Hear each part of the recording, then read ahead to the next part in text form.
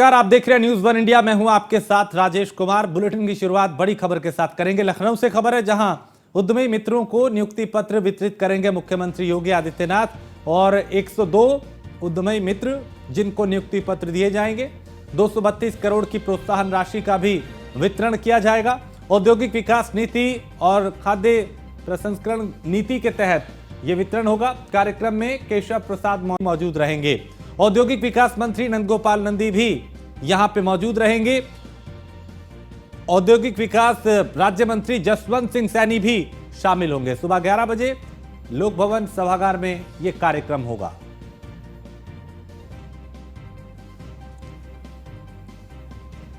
तो औद्योगिक विकास राज्य मंत्री जसवंत सिंह सैनी भी इसमें शामिल होंगे।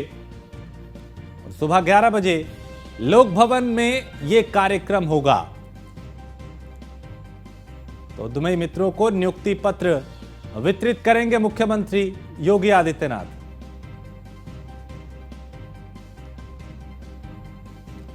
और इस खबर पे ज्यादा जानकारी के साथ स्कंदिता मिश्रा हमारी संवाददाता हमारे साथ जुड़ चुकी हैं। स्कंदिता, उद्यमी मित्रों को आज नियुक्ति पत्र वितरित करेंगे मुख्यमंत्री योगी आदित्यनाथ।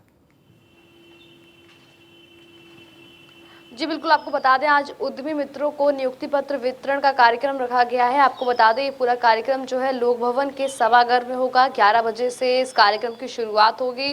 मुख्यमंत्री योगी आदित्यनाथ द्वारा जो नियुक्ति पत्र हैं वितरण किए जाएंगे। आपको बता दें इस कार्यक्रम में डिप्टी सीएम केशव प्रसाद मौर्य मौजूद रहने वाले हैं। इसके अलावा उद्योग विकास मंत्री नंदगोपाल नंदी मौजूद रहेंगे। उद्योग विकास राज्य मंत्री जसवंत सिंह सैनी जो है वो भी वहाँ पर मौजूद रहने वाले हैं। इसके अलावा आपको बता दें तमाम जो पार्टी के पदाधिकारी हैं वो सब भी इस कार्यक्रम में मौजूद रहेंगे। टोटल 102 उद्यमी मित्र हैं जिनको नियुक्ति पत्र आज वितरण किए जाएंगे। इसके अलावा एक बहुत बड़ी धनराशि है जिसको प्रोत्साहन के रूप में आज वितरण किया जाएगा। 223 करोड़ की प्रोत्साहन राशि है जो आज इन सभी लोगों को वितरण की जाएगी। तो कहीं ना कहीं उत्तर प्रदेश को उत्तम प्रदेश बनाने की दिशा में सीएम योगी आदित्यनाथ और भारतीय जनता पार्टी लगातार कार्य कर रही है। और इसी क्रम में आज 102 उद्यमी मित्रों को नियुक्ति पत्र वितरण का कार्यक्रम भी रखा गया है।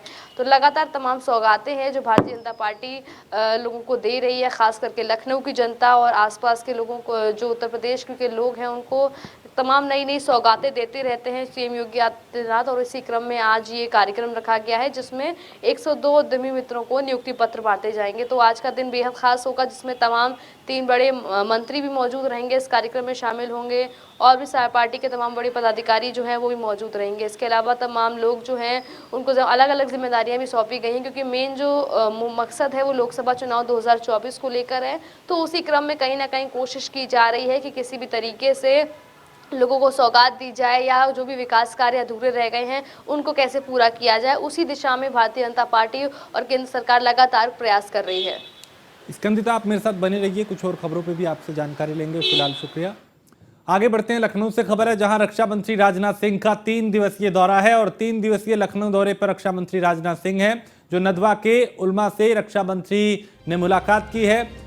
और मुलाकात करने वाले उलमा में बिलाल नदवी शामिल है। नदवा के प्रिंसिपल सईदुर रहमान नदवी भी शामिल है। और बड़े इस्लामिक शिक्षण संस्थानों में शुमार है नदवा कॉलेज। तो नदवा कॉलेज में मुलाकात के बाद मनकेश्वर मंदिर पहुंचे वो। और मनकेश्वर मंदिर में राजनाथ सिंह ने पूजा अर्चना की। उनका मिनट टू मिनट कार्यक्रम जो है वो भी आ चुका है। दरअसल सुबह 10:30 बजे सूर्या क्लब कैंट में कार्यक्रम आत्मनिर्भर भारत पे आयोजित सेमिनार में वो शामिल होंगे। 18 जून को 11:30 बजे इंदिरा गांधी प्रतिष्ठान पहुंचेंगे और ध्येय फाउंडेशन के कार्यक्रम में शामिल होंगे। इसके अलावा 4 बजे विकास कार्यों का स्थलीय निरीक्षण भी वो करेंगे। 5 बजे गोमती नगर स्टेशन के निर्माण कार्य को वो देखेंगे। और करीब 5:30 बजे दिल्ली के लिए वो रवाना होंगे। तो लोकसभा चुनाव के लिए कांग्रेस ने तैयार किया है बड़ा प्लान। और दलित पिछड़ों के सहारे जीत हासिल करने की कोशिश में है कांग्रेस। जातीय जनगणना से सियासी जमीन को मजबूत करेगी कांग्रेस। और जातीय जनगणना कराओ आरक्षण बढ़ाओ सम्मेलन का आयोजन भी होगा। सम्मेलन के जरिए जातीय जनगणना पे जोर दिया जाएगा। जुलाई में सभी मंडलों में आयोजित किए जाएंगे सम्मेलन। मथुरा में आज से ओबीसी आरक्षण बढ़ाओ सम्मेलन की शुरुआत होगी। और 18 जून को कानपुर में ओबीसी आरक्षण बढ़ाओ सम्मेलन का आयोजन होगा।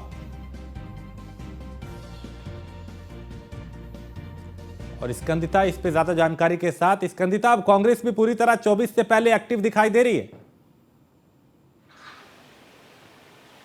देखिए, जाति जनगणना का मुद्दा जो है पहले समाजवादी पार्टी ने उठाया और उसके बाद अब कांग्रेस भी इस मुद्दे को कहीं ना कहीं राजनीतिक मुद्दा मान रही है 2024 के चुनाव के लिए, और इसी क्रम में तमाम नई नई रणनीतियां बना रही हैं और कोशिश कर रही है कि लोकसभा चुनाव में कैसे अपना पार्टिसिपेशन और अपने आप को एक्टिव दिखाया जाए। हालांकि कांग्रेस जो है उत्तर प्रदेश में कांग्रेस की राजनीति सुस्त पड़ी हुई है, तमाम ऐसे चेहरे भी नहीं है कांग्रेस के पास में जिनको वो लोकसभा चुनाव में उतारें, लेकिन कहीं ना कहीं अब जो है अपने आप को एक्टिव दिखाने की कोशिश कर रही है, चाहे वो चाय पर चर्चा हो या फिर जो अभियान चलाने की बात कर रहे हैं या सम्मेलन की बात कर रहे हैं, जाति जनगणना का मुद्दा उठाने की बात कर रही है कांग्रेस की तरफ से। हालांकि तमाम ऐसे नेता जो हैं, कुछ खास चेहरे जिनको कहा जाए, वो कांग्रेस के पास में फेसेस नहीं है 2024 के लिए, लेकिन अब देखना होगा कि लोकसभा चुनाव को लेकर कांग्रेस जो है कितने अपने आप को उत्तर प्रदेश में मजबूत कर पा रही, क्योंकि कहीं ना कहीं नेशनल पार्टी है और बाकी सारे राज्यों में अच्छा कर रही है। चाहे हिमाचल की बात की जाए, राजस्थान की बात की जाए,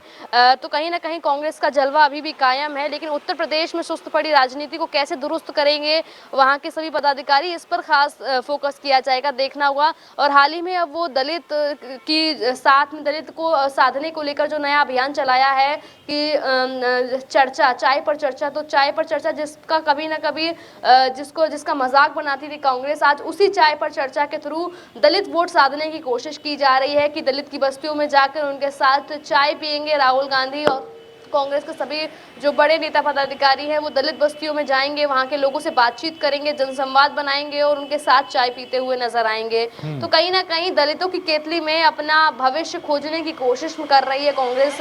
और उत्तर प्रदेश की अगर बात की जाए तो क्योंकि प्रियंका गांधी यहाँ से प्रभारी हैं, अब देखना होगा कि कहाँ से किसको चुनाव लड़ाती हैं, कौन चुनाव में मैदान में उतरता है, या फिर कांग्रेस किसी न किसी पार्टी के साथ में गठबंधन करती है, क्योंकि महागठबंधन की जो है चर्चाएं तेज हो चुकी हैं। उत्तर प्रदेश हो या और भी तमाम अलग अलग राज्यों के मुख्यमंत्री आपस में मिल रहे हैं और कहीं ना कहीं 2024 में जो है महागठबंधन के जरिए भारतीय जनता पार्टी का सूफड़ा साफ करने की कोशिश कर रहे हैं। तो ऐसे में देखना होगा कि उत्तर प्रदेश में, क्योंकि सबसे मुख्य विपक्षी पार्टी अगर मानी जाए तो समाजवादी पार्टी है, और उसके बाद में कांग्रेस और बहुजन समाज पार्टी भी अहम भूमिका निभाते हैं। एक स्पेसिफिक वोट बैंक जो है कहीं ना कहीं मायावती के पास है। कांग्रेस को ऐसे में देखना होगा कि कांग्रेस किधर साइड जाती है। कांग्रेस के पास में दो ऑप्शन बचते हैं, या तो वो बहुजन समाज पार्टी के पास जाए या फिर वो समाजवादी पार्टी का दामन थाम ले। अब ऐसे में कांग्रेस का रुख किस पार्टी की तरफ होगा, ये उस पर निर्भर करेगा कि कांग्रेस को किस पार्टी में ज़्यादा सम्मान मिलता है, किस पार्टी में उनको ज़्यादा सीटें मिलती हैं। ये इन सब चीज़ों पर डिपेंड करेगा कि कांग्रेस का रुख किधर की तरफ होगा। हालांकि महागठबंधन की चर्चाएं काफ़ी ज़्यादा तेज हो चुकी हैं, कहीं ना कहीं कोशिश कर रहे हैं कि रणनीतियाँ एक जैसी हों, एक साथ मिलकर जो है भारतीय जनता पार्टी के खिलाफ चुनाव लड़ा जाए। और इसी क्रम में अब आप देख सकते हैं कि पहले जो जाति जनगणना का मुद्दा समाजवादी पार्टी उठा रही थी इतने लंबे समय से, अब उसी जाति जनगणना के मुद्दे को लेकर कांग्रेस आगे बढ़ रही है और कोशिश कर रही है कि किस तरीके से सभी वर्ग के वोटों पर को संभालते हुए आगे बढ़ा जाए। और वहीं अगर दलित की बात की जाए तो दलित वोट बैंक पे कहीं जहां कांग्रेस चाय पे चर्चा की बात कर रही है, तो वहीं भारतीय जनता पार्टी भी दलित वोट बैंक को संभालने की कोशिश कर रही है। हाँ ठीक है, स्कंदिता आप मेरे साथ बने रहिए, कुछ और खबरों पे आपसे जानकारी लेंगे। फिलहाल शुक्रिया। तो आगे बढ़ते हैं और समाजवादी पार्टी आजमगढ़ लोकसभा चुनाव के लिए बड़ी योजना बना रही है। सपा महासचिव शिवपाल सिंह यादव आजमगढ़ से चुनाव लड़ सकते हैं और उपचुनाव में समाजवादी पार्टी को भले ही हार मिली, लेकिन आजमगढ़ सपा का गढ़ रहा है। और आजमगढ़ से पूर्व सीएम मुलायम सिंह यादव 2014 से 19 तक सांसद रहे। 2019 में समाजवादी पार्टी के प्रमुख अखिलेश यादव ने यहां से लोकसभा का चुनाव जीता था। 2022 में हुए लोकसभा उपचुनाव बीजेपी के दिनेश लाल निरहुआ यहां से विजयी हुए और समाजवादी पार्टी आजमगढ़ से किसी मजबूत नेता को चुनावी मैदान में उतारना चाहती है ताकि अपने गढ़ पर फिर से कब्जा किया जा सके।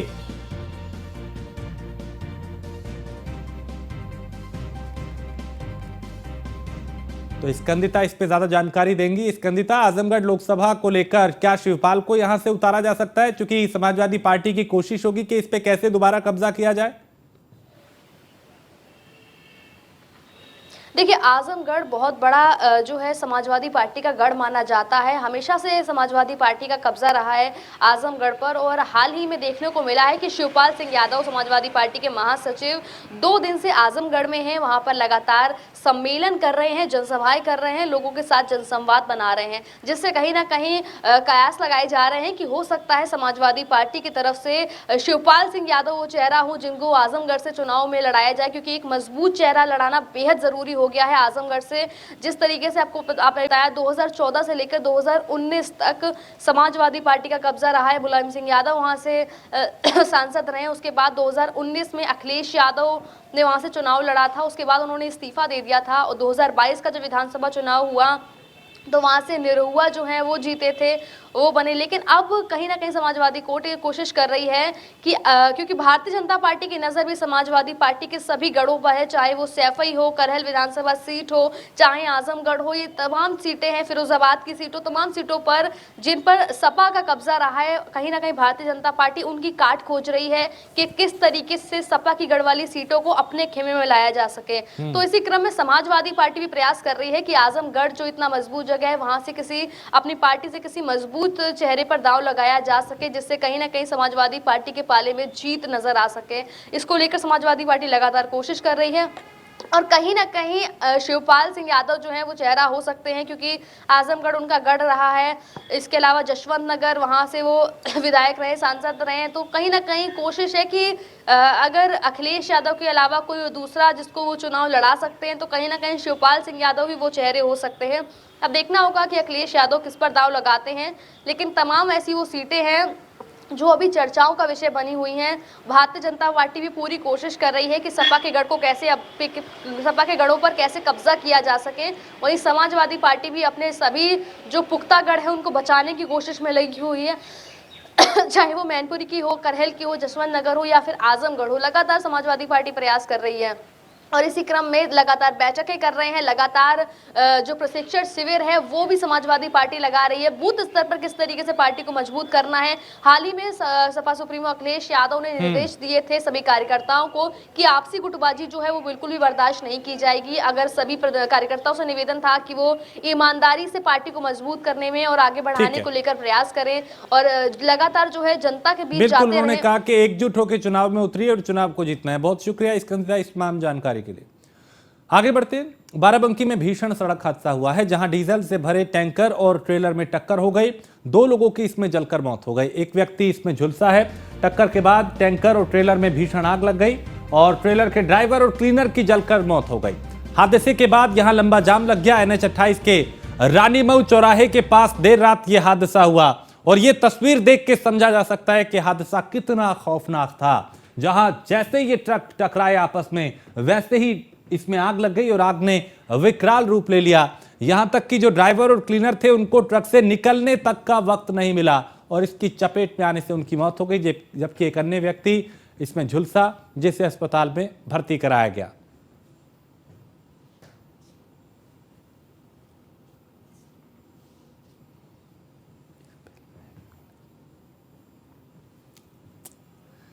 तो बाराबंकी में भीषण सड़क हादसा हुआ जिसमें 2 लोगों की जलकर मौत हो गई। डीजल भरे टैंकर और ट्रेलर में जोरदार टक्कर हुई और टक्कर इतनी भयानक थी कि उसके बाद ट्रकों में आग लग गई। इन दोनों में डीजल से चूंकि भरा हुआ एक टैंकर था और पूरी सड़क पे अफरा तफरी उस वक्त मच गई। एक लंबा जाम यहां पे लग गया था। दमकल विभाग की टीम मौके पर पहुंची और कई घंटों की मशक्कत के बाद आग पर काबू पाया गया।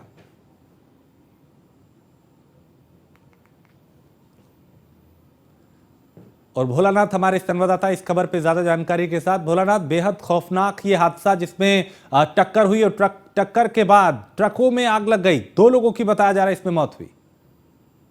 जी बिल्कुल, बता दें बाराबंकी में आज सुबह तड़के करीब 3 बजे एक भयानक हादसा हुआ जो अयोध्या लखनऊ हाईवे पर हादसा हुआ है। रामधनी घाट थाना क्षेत्र के रानीमऊ गांव के पास हुआ, जिसमें एक डीजल टैंकर और ट्रेलर ट्रक आमने सामने टक्करा गए, जिसमें दोनों गाड़ियों में भीषण आग लग गई।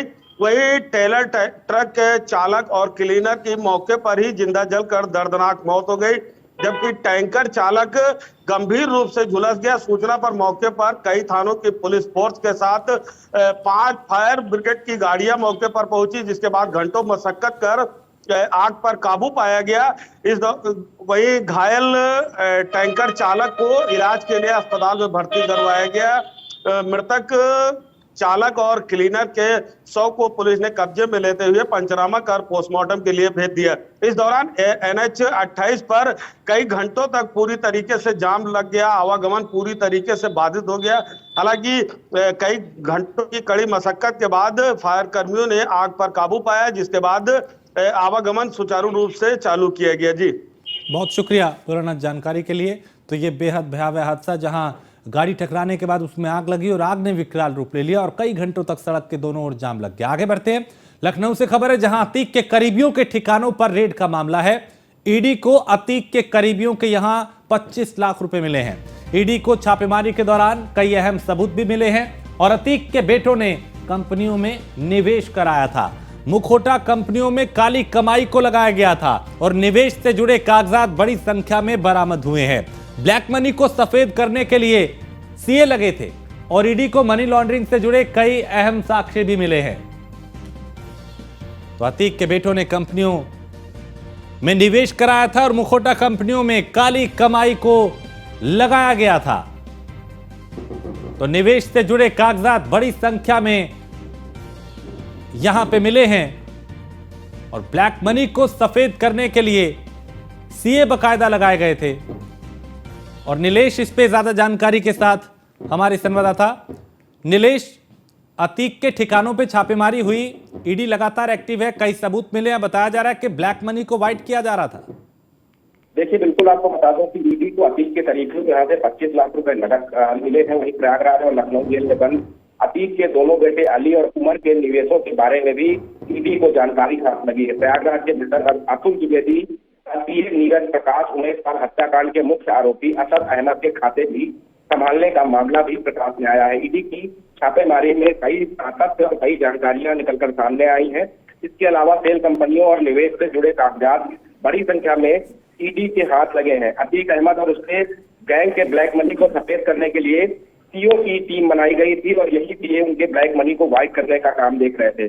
अदरक का काम देखने के लिए अलग से सीए बुलाया गया था, वहीं बेटों का काम देखने के लिए अलग से सीए रखे गए थे। ईडी ने 12 अप्रैल को छापेमारी में बरामद दस्तावेजों से इन कड़ियों को जोड़ते हुए कहा है कि नीरज प्रकाश के यहाँ से असद के निवेश से जुड़े कई अहम दस्तावेज ईडी के हाथ लगे हैं और इनमें बेनामी संपत्तियां भी शामिल है। ईडी कहीं ना कहीं मनी लॉन्ड्रिंग से जुड़े हुए कई अहम साक्ष्य भी जुटा चुका है। अब देखना होगा आने वाले समय में अतीक के करीबियों पर असद आपके जो खाता संभालने वाले सीए थे उमर जो लखनऊ जेल में बंद है, उनके करीबियों पर जल्द ही बड़ी कार्रवाई हो सकती है। बहुत शुक्रिया नीलेश जानकारी के लिए। तो निवेश से जुड़े कागजात बड़ी संख्या में यहाँ पे मिले हैं और ब्लैक मनी को वाइट करने के लिए बाकायदा सीए लगे थे। अगली खबर फतेहपुर से है जहां 3 बच्चों की नदी में डूबने से मौत हो गई। मंदिर में भंडारा खाने गए तीनों बच्चे नदी में डूब गए और बच्चों के डूबने की सूचना पर यहां पे सन्नाटा पसर गया, मातम पसर गया। गंगा नदी में नहाने के लिए ये तीनों बच्चे गए थे और गोताखोरों ने तीनों बच्चों के शव को नदी से निकाल लिया है। तो संगठन गंगा घाट मजरे इजूरा बुजुर्ग का मामला, जहां पे 3 बच्चे नदी में डूब गए और तीनों की मौत हो गई।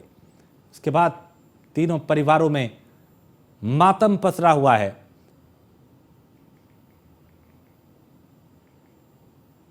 तो इस तरह के हादसे पिछले कई दिनों में कई जगह हुए हैं जहां लापरवाही भारी पड़ जाती है और यहां पर भी ये 3 बच्चे जो गंगा में नहाने के लिए गए, डूबने से तीनों की मौत हो गई।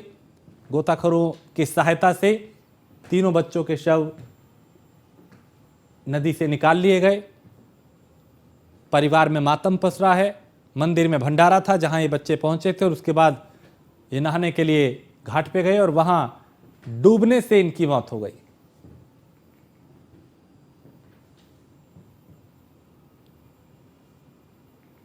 तो फतेहपुर से एक खबर जहां 3 बच्चे नदी में डूबे और डूबने से तीनों की मौत हो गई। तीनों के शव को नदी से निकाल लिया गया, बरामद कर लिया गया।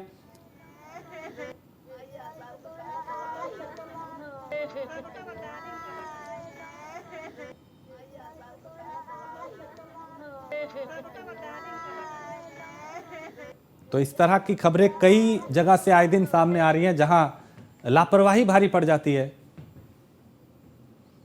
और जितेंद्र हमारे संवाददाता इस खबर पे ज्यादा जानकारी के साथ। जितेंद्र, 3 बच्चे नदी में डूबे, तीनों की मौत, कैसे हादसा हुआ, कहां लापरवाही हुई?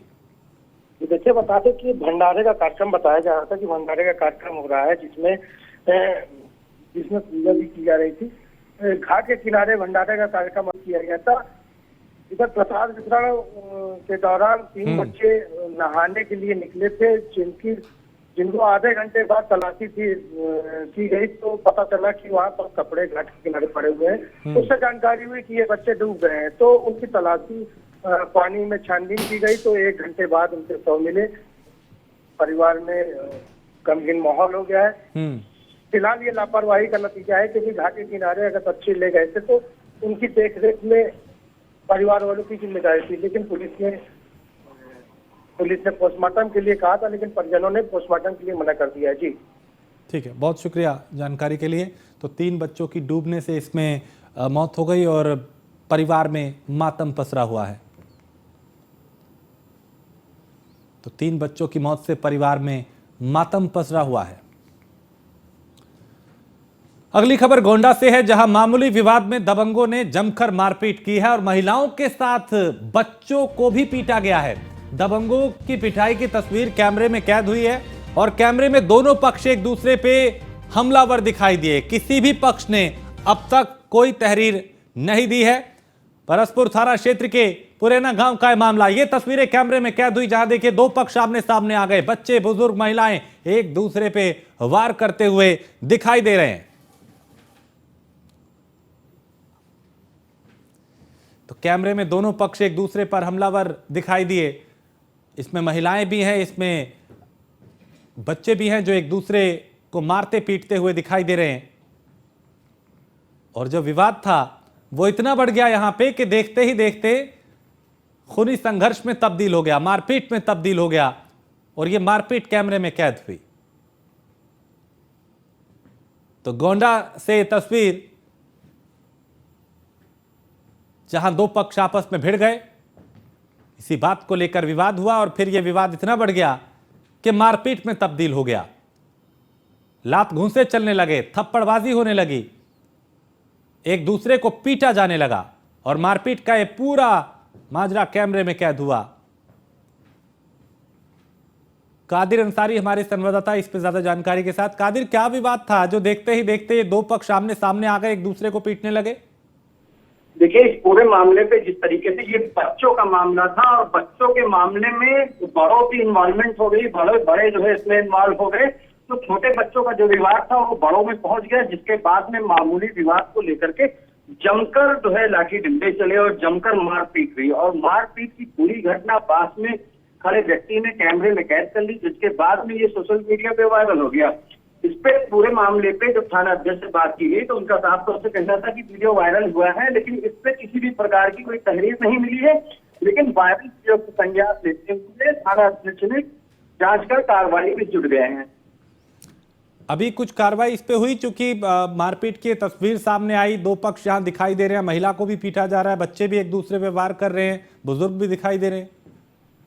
देखिए, थाना अध्यक्ष से जब बात हुई थी तो उन्होंने कहा था कि इस पे कार्रवाई की जा रही है। अभी की स्थिति, क्योंकि अभी बात नहीं हो पाई है, जब बात हुई थी तब थाना अध्यक्ष ने साफ तौर से कहा था कि इस पे वीडियो का संज्ञान लिया गया है, इस पे कार्रवाई की जा रही है। ठीक है, बहुत शुक्रिया कादिर जानकारी के लिए। तो कैमरे में दोनों पक्ष एक दूसरे पर हमला करते हुए दिखाई दिए। और खबर संभल से है, जहां मस्जिद में नमाज के दौरान बवाल हो गया। सपा बीजेपी के समर्थक आपस में भिड़ गए और कई लोग इसमें घायल हुए हैं। मस्जिद के बाहर जमकर लाठी डंडे चले, गाली गलौज हुआ, मारपीट का वीडियो सोशल मीडिया पे वायरल हो रहा है। पुलिस ने 8 लोगों को हिरासत में लिया है, केस दर्ज किया है। दोनों पक्ष एक ही समुदाय के बताए जा रहे हैं। रजपुरा थाना क्षेत्र के गांव रजपुरा का यह मामला है। तो मस्जिद के बाहर सपा बीजेपी समर्थक आपस में भिड़ गए और यहां जमकर लात घूंसे चलने लगे, लाठी डंडे चलने लगे और एक दूसरे को पीटा जाने लगा। इस तस्वीर को देखिए, एक शख्स जो जमीन पे गिरा हुआ है उस पे ताबड़तोड़ लाठियां बरसाई जा रही हैं, एक के बाद एक कई वार किए जा रहे हैं। यहां कई लोग आपस में भिड़ते हुए दिखाई दे रहे हैं। तो मस्जिद में नमाज के दौरान यहां बवाल हो गया और इस बवाल की तस्वीर कैमरे में कैद हुई। बताया यह जा रहा है कि सपा और बीजेपी के जो समर्थक थे वो आपस में भिड़ गए और यहां मारपीट होने लगी, लाठी डंडे चलने लगे।